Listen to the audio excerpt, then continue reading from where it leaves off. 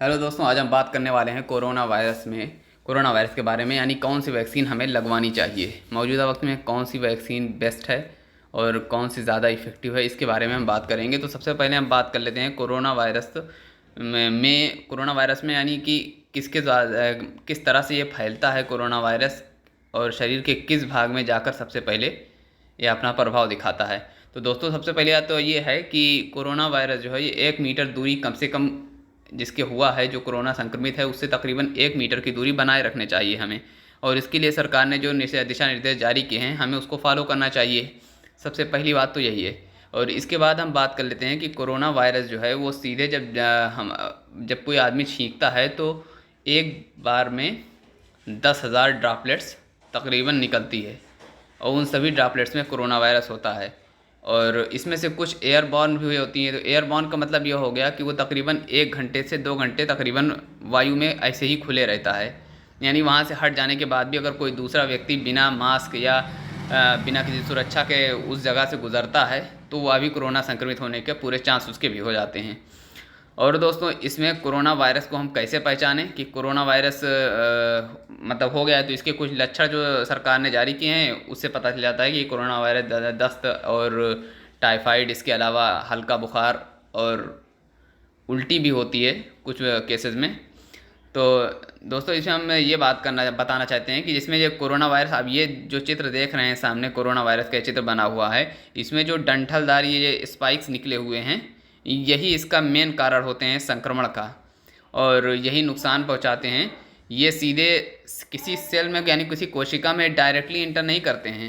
ये जब किसी व्यक्ति के संपर्क में आता है, तो जब कोई व्यक्ति इसके संपर्क में आता है तो सीधे वे नाक या सांस के ज़रिए सीधे फेफड़े के रेक्टर्स में जाकर मिलते हैं। रेक्टर्स के ज़रिए ये सीधे अंदर पहुंच जाते हैं और वहां से राइबोसोम इसके कई कोरोना वायरस का निर्माण कर देता है। तो जब कई कोरोना वायरस यानी कि एक पहुंचता है, इसके बाद करोड़ों कोरोना वायरस का निर्माण जिसमें होना शुरू हो जाता है, क्योंकि रेक्टस जो है वो सिर्फ सही प्रोटीन्स को ही अंदर एक्सेप्ट करता है। लेकिन भाई उसको ये थोड़ी ना पता है कि ये सही है या गलत है। जब वो उसके थ्रू अंदर पहुंच जाता है तो राइबोसोम इसके कई कापियों का निर्माण कर देता है, और जब कई कोरोना वायरस निर्माण हो जाता है तो हमारी जो एंटीबॉडी है वो इससे लड़ने में नाकाम हो जाती है। तो इस तरह से ये हो जाता है। तो इस तरह से हमारे जब एंटीबॉडी की कमी पड़ने लगती है तो हमारे बुखार आ जाता है, और भी ना जाने। और इससे पहले अगर आपके किसी मर्ज या कोई इंसान की किसी के मर्ज होता है किसी व्यक्ति के, तो वो मर्ज इस पर हावी होने लगता है क्योंकि एंटीबॉडी की कमी पड़ जाती है।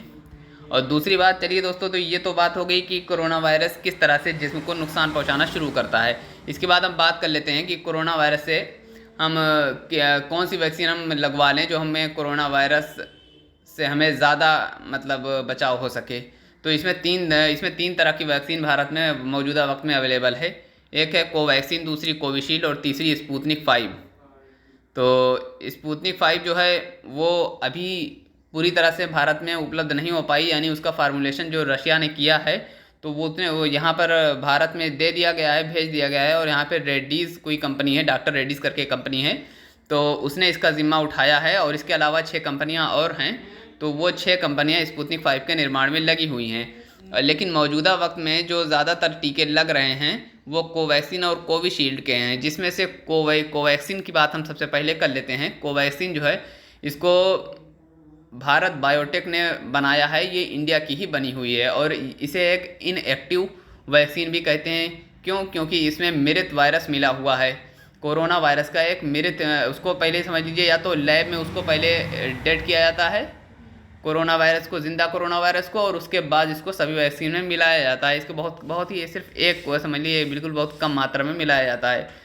और जिसके बाद फिर इंसान के शरीर में जाने के बाद ये उसके एंटीबायोटिक यानी उसकी प्रणाली को कार्य प्रणाली को समझ जाता है, और उसी तरह से एंटीबॉडी का निर्माण होने लगता है और प्रतिरक्षा प्रणाली इंसान की मजबूत हो जाती है, क्योंकि वो पहले से ही इस तरह के वायरस को पहचाने रहता है। और जब वक्त आता है किसी से संक्रमित होने का, यानी जब वह व्यक्ति कोवैक्सीन से लगा हुआ व्यक्ति जब किसी कोरोना संक्रमित व्यक्ति के संपर्क में आता है और कोरोना अपने आप को लेता है, तो उसके बाद इसका जिस्म तो पहले से ही ऑलरेडी पहचाने रहता है, क्योंकि वो इसमें मृत वायरस पहले से ही डाला गया है, तो इस तरह से वो पहले से पहचाने रहता है, तो ज़्यादा असर नहीं होता। यानी होता है बुखार, हल्का बुखार होगा या स्थिति गंभीर भी हो सकती है, लेकिन इससे मृत्यु तो कतई कहीं पर अभी सुनाई नहीं दिया है कोई भी केस में।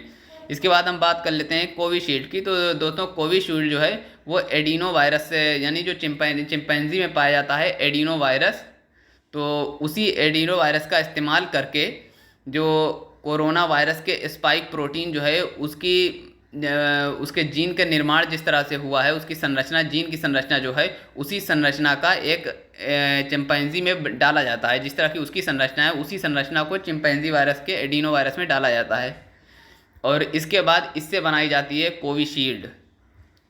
तो कोविशील्ड जो है यह भी कारगर साबित हुई है। इसे वायरल वेक्टर वैक्सीन भी कहते हैं दोस्तों।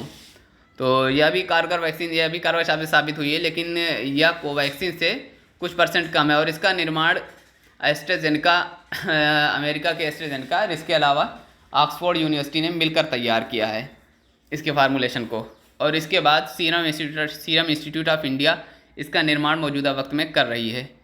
तो यह भारत में ज़्यादातर उपलब्ध है, कोवैक्सीन और कोविशील्ड। तो अभी तक जो कोवैक्सीन और कोविशील्ड के ही टीके ज़्यादातर भारत में लगाए जा रहे हैं। इसके बाद हम बात कर लेते हैं स्पुतनिक 5 की।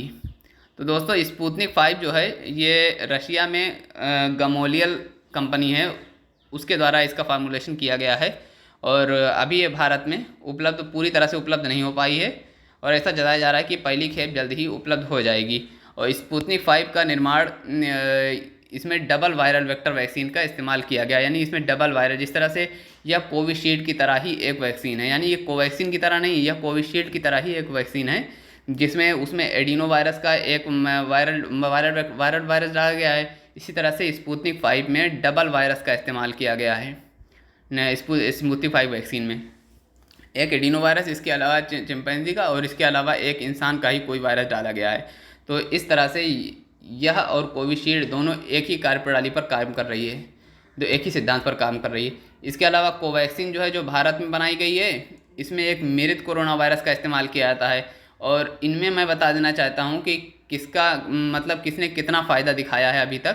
तो सबसे ज़्यादा फ़ायदा तो मौजूदा वक्त में यूके में इसका इस्तेमाल स्पुतनिक 5 का इस्तेमाल हुआ था, तो वो 91% इसका इस्तेमाल हुआ है, यानी 91% यह कारगर साबित हुई है स्पुतनिक 5।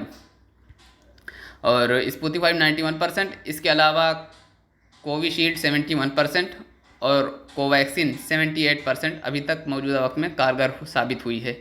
तो इस तरह से आप वैक्सीन कोई भी लगवा लें दोस्तों, तो आपको फ़ायदा ही रहेगा, क्योंकि उससे सिर्फ आपको ज़्यादा से ज़्यादा किसी भी व्यक्ति को ज़्यादा से ज़्यादा बुखार और दर्द, इन सब चीज़ों का सामना करना पड़ सकता है। 2-3 दिन में इसके साइड इफ़ेक्ट हैं, बाकी इससे कोई ख़ास साइड इफ़ेक्ट भी नहीं है, और इससे बचने के भी मौत तो इस वैक्सीन के लगने के बाद किसी भी व्यक्ति की कोरोना से मौत नहीं हुई है। अभी तक कोई ऐसा केस नहीं आया है कि जिसके वैक्सीन लगी हुई हो और उसकी मौत हुई हो, ऐसा कोई केस नहीं आया है। और सबसे बड़ी बात यह है कि इसमें जो एक डोज लगने के बाद तकरीबन 28 से 40 दिन का गैप होना ज़रूरी होता है, यानी एक डोज लग जाए एक वैक्सीन की, उसके बाद तकरीबन आप 28 दिन या 40 दिन के बाद आप दूसरी डोज लगवा सकते हैं। अब हम बात कर लेते हैं कि आखिर ये कब ख़त्म होगा कोरोना। तो दोस्तों कोरोना ख़त्म होने की बात हम अगले वीडियो में इसके बारे में चर्चा कर सकते हैं, क्योंकि इसमें हमें ठीक से आपको बताना पड़ेगा, क्योंकि इसमें जब तक हर्ड इम्यूनिटी किसी भी व्यक्ति में विकसित नहीं हो जाती है, तब तक कोरोना वायरस के ख़त्म होने का इम्कान अभी मौजूदा वक्त में तो नहीं है, और इसके लिए तकरीबन 2022, 23, 24, 25 इसके आसपास वक्त लग सकता है। यानी यह 2022 के आसपास, 2025 के आसपास कम होने के चांसेस हैं, यानी केसेस इतने कम चांस हो जाएंगे, यानी जैसे आप मान लीजिए